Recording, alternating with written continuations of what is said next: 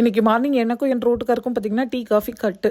காலையிலேக்கு வெள்ளை பூசணிக்காய் ஜூஸ் தாங்க, வெறும் வயிற்றுல போட்டு குடிச்சாச்சு. ரொம்ப சிம்பிளுங்க. பூசணிக்காவோட தோலெல்லாம் கட் பண்ணிட்டு சீட்ஸ் வந்து முத்தி இருந்துச்சுன்னா எடுத்துருங்க. பேபி சீடா இருந்துச்சு அதையும் சேர்த்து போட்டு அரைச்சி, ஏன்னா வடிகட்ட தானே போறோம், வடிகட்டிட்டு ஒரு பாதி லெமன்ல பிழிஞ்சு விட்டுருங்க. இதுல உப்பு எதுவுமே ஆட் பண்ண வேண்டாம், அப்படியே ஜூஸா எடுத்து குடிச்சிட வேண்டியதுதான். இந்த ஒயிட் பம்கின் ஜூஸ் பாத்தீங்கன்னா மெட்டாபாலிசம் இன்க்ரீஸ் பண்ணும். இதுல கொலஸ்ட்ரால் லெவலை குறைச்சு ப்ராப்பரான வெயிட் லெவல் அப்படியே மெயின்டைன் பண்றதுக்கு இது ரொம்ப ஹெல்ப்ஃபுல்லா இருக்கு அப்படின்னு சொல்லியிருந்தாங்க. அதனால நான் என்ன பண்றேன்னா, இந்த வாரத்துல இருந்து ஸ்டார்ட் பண்ணிட்டேன். வாரத்துல ஒரு 2 நாள் குடிக்கலாம். சரி, பாப்பாவுக்கு கொஞ்சோண்டு கொடுப்போம். ஜூஸ் எப்படி இருந்துச்சு? எனக்கு பிடிக்கவே இல்லை, துப்பிதான்.